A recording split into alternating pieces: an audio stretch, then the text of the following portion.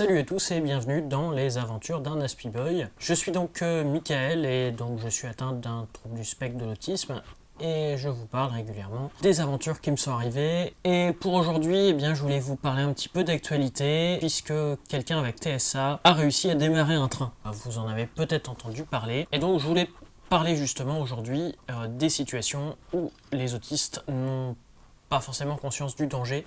Ça va être une petite vidéo rapide juste pour vous résumer la situation. C'est vrai en partie qu'on n'a pas conscience du danger. Je me suis déjà retrouvé dans des situations où on m'a dit que j'avais fait des choses graves qui m'ont ensuite posé des problèmes, que ce soit quand j'étais étudiant, que quand je travaillais, et je comprenais pas ce que j'avais vraiment fait de grave. Là ici, je ne connais pas vraiment la personne, je sais pas ses symptômes en tant qu'autiste, mais je vais parler en général par rapport tous les gens que je connais, et puis par rapport aussi à la passion du train, parce que c'est quelque chose d'assez commune avec les autistes. Et là ici, si je prends par rapport à la majorité des autistes, je pense pas qu'en fait il ait vraiment mis des personnes en danger. Il aurait peut-être tenté de conduire un train sur quelques centaines de mètres, mais si, comme on le voit dans la presse, il maîtrisait le fonctionnement du train, maîtrisait aussi les signaux, c'est un peu la base. Moi j'ai quasiment appris les signaux du train en même temps que le code de la route, je les ai pas pratiqués depuis, donc je les ai un peu oubliés. Il avait conscience de l'état du trafic, en tout cas les bases, puisque on peut avoir des informations en cabine. Mais en effet, il y avait d'autres conséquences, sûrement, qu'il n'a pas eu conscience, que moi avec le recul, mais si j'avais fait ce genre de truc, je m'en serais peut-être pas rendu compte tout de suite. C'est notamment, quand c'est une grosse entreprise ou ça peut être une association, si on utilise un train, on va consommer de l'essence, on risque de désorganiser le trafic, faire tourner quand il y a un train à un endroit qui n'est pas prévu, qu'est-ce qu'on fait au niveau du poste d'aiguillage, etc.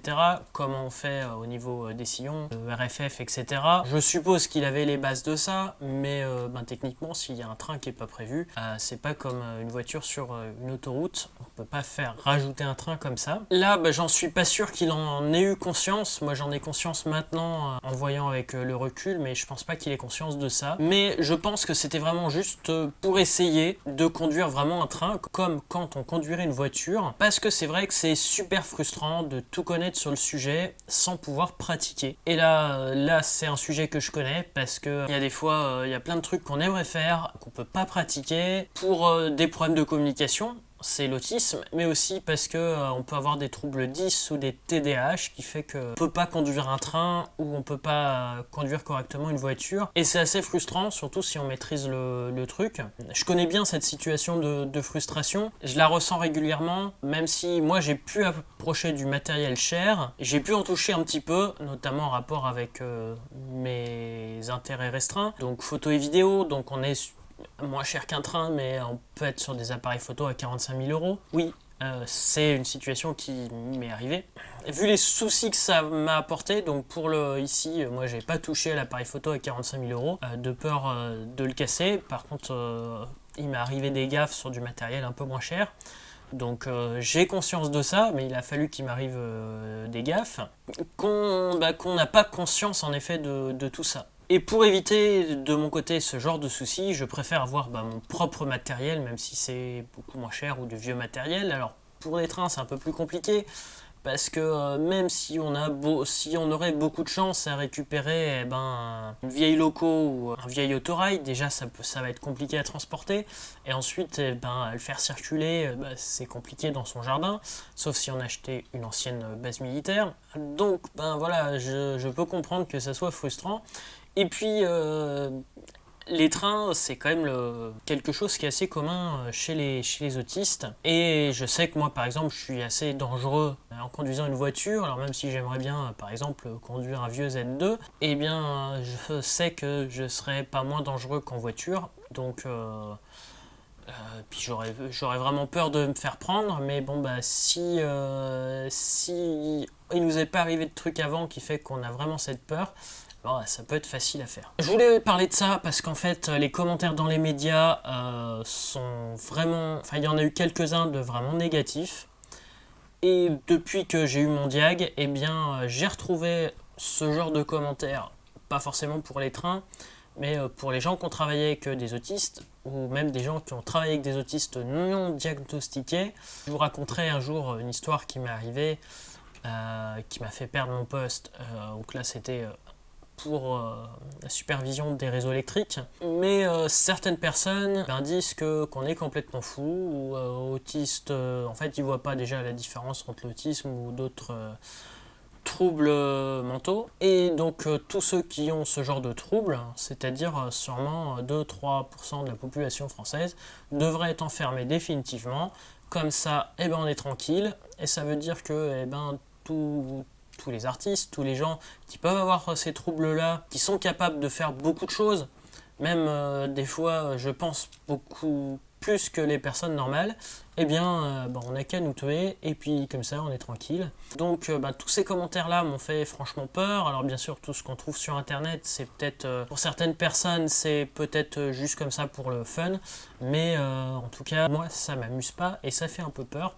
On voit que certaines personnes pensent ça. Et je voulais dire que, en tout cas, ceux qui sont pas autistes qui lisent ça, c'est que même si, en effet, on peut se mettre en danger nous-mêmes, la probabilité, quand on maîtrise un sujet comme ça, de mettre en danger d'autres personnes, on peut mettre en danger financièrement, par exemple, une entreprise où on travaille. Là, je sais pas si je pourrais en parler, mais j'ai des exemples de cas. Par contre, on va pas... Il y a très peu de chances qu'on soit vraiment dangereux pour les autres humains, puisque certains disent qu'on n'a pas d'empathie, mais pour les autistes, on a une empathie qu'on va montrer de façon différente. Ça sera l'occasion de faire une vidéo complète là-dessus. Mais même si on est dans sa bulle, c'est quand même très rare qu'on soit vraiment dangereux pour les autres. Sauf si on a vraiment un métier spécifique, mais c'est quand même assez rare, on en a conscience. Notamment conduire un poids lourd ou ce genre de truc avec un TDAH, ça peut être dangereux. Mais la plupart du temps, si on n'a pas ce genre de métier, on va pas mettre des gens en danger. Et je dirais que démarrer le moteur d'un train et le conduire sur une centaine de mètres dans le dépôt, sur la voie de garage, on va tuer personne. Là, c'est l'exemple du train, puisque c'est l'exemple qu'il y a eu là. Tout un tas d'autres exemples, et surtout beaucoup de choses moins graves que moi j'ai pu voir. Quand les gens nous disent c'est un autiste, donc de toute façon c'est dangereux, on ne devrait pas le laisser en liberté, c'est un truc qui me fait franchement peur, parce que ça veut dire que s'il y a certaines personnes qui passeraient au pouvoir, c'est quelque chose qui pourrait arriver. Et je le répète, je pense pas qu'on soit dangereux pour les autres, et peut-être d'ailleurs moins que des personnes dites normales. Voilà, je voulais vraiment parler de ça parce que c'était l'actualité, et j'ai vu, donc comme je vous disais, certains commentaires qui m'ont choqué. Et sur ce, je vous donne rendez-vous très bientôt pour un nouvel épisode. Restez vous-même, et à très bientôt.